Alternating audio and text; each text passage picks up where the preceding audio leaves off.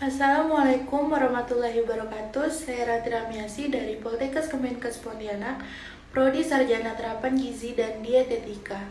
Di sini saya akan memenuhi tugas metodologi penelitian, yaitu membuat video pembelajaran. Nah, di sini saya mengambil materi yaitu tentang hipotesis. Apa itu hipotesis? Hipotesis adalah asumsi atau dugaan mengenai sesuatu hal yang dibuat untuk menjelaskan. Hal itu yang sering dituntut untuk melakukan pengecekan atau pembuktian. Pengujian hipotesis adalah suatu prosedur yang dilakukan dengan tujuan memutuskan apakah menerima atau menolak hipotesis mengenai parameter populasi. Selanjutnya, macam-macam hipotesis.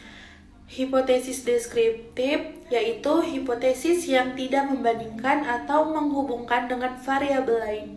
Selanjutnya, hipotesis asosiatif, yaitu untuk memberikan jawaban pada permasalahan yang bersifat hubungan.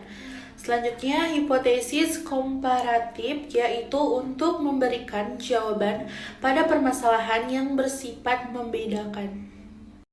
Selanjutnya, jenis-jenis hipotesis. Yang pertama, berdasarkan jenis parameternya, pengujian hipotesis tentang rata-rata, pengujian hipotesis tentang proporsi, dan pengujian hipotesis tentang varians. Yang kedua, berdasarkan jenis distribusinya. Yang pertama, pengujian hipotesis dengan distribusi Z. Yang kedua, pengujian hipotesis dengan distribusi T, independent sample T-test, paired sample T-test, pengujian hipotesis dengan distribusi atau chi-kuadrat. Selanjutnya, manfaat hipotesis. Yang pertama, menjelaskan masalah penelitian. Yang kedua, menjelaskan variabel-variabel yang akan diuji. Yang ketiga, pedoman untuk memilih metode analisis data. Yang keempat, dasar untuk membuat kesimpulan penelitian. Selanjutnya, karakteristik hipotesis. Yang pertama, konsisten dengan penelitian sebelumnya. Yang kedua, penjelasan masuk akal. Yang ketiga, perkiraan yang tepat dan terukur. Dan yang keempat, dapat diuji. Selanjutnya, langkah-langkah pengujian hipotesis. Nah, menentukan formula hipotesis. Formula hipotesis dapat dibedakan atas dua jenis, yaitu yang pertama, hipotesis nol adalah hipotesis yang dirumuskan sebagai suatu pernyataan yang akan diuji. Yang kedua, hipotesis alternatif adalah hipotesis yang dirumuskan sebagai lawan atau tandingan dan hipotesis nol. Menentukan taraf nyata atau signifikan level. Taraf nyata adalah besarnya taraf toleransi dalam menerima kesalahan hasil hipotesis terhadap nilai parameter populasinya. Baiklah, selanjutnya keterangannya yaitu kriteria pengujian ini sama seperti kriteria pengujian untuk distribusi, tetapi pada pengujian hipotesis dengan distribusi T menggunakan dB sama dengan N-1 atau derajat kebebasan.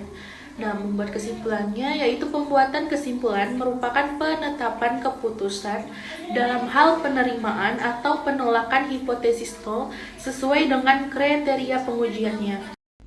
Nah, selanjutnya pembagian hipotesis, yaitu yang pertama hipotesis deskriptif, yang kedua hipotesis komparatif, dan yang ketiga hipotesis asosiatif.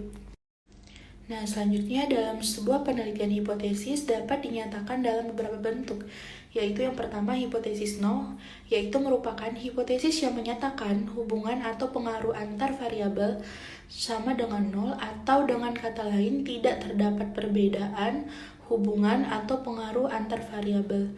Nah, yang kedua, hipotesis alternatif, yaitu merupakan hipotesis yang menyatakan adanya perbedaan hubungan atau pengaruh antar variabel tidak sama dengan nol, atau dengan kata lain terdapat perbedaan hubungan atau pengaruh antar variabel, atau merupakan kebalikan dari hipotesis alternatif. Selanjutnya, ciri-ciri hipotesis yang baik, yaitu yang pertama, dinyatakan dalam kalimat yang tegas, dan yang kedua dapat diuji secara alamiah, dan yang ketiga dasar dalam merumuskan hipotesis yang kuat. Baiklah, sekian video pembelajaran dari saya. Maaf jika ada kesalahan. Saya Ranti Ramiasi. Wassalamualaikum warahmatullahi wabarakatuh.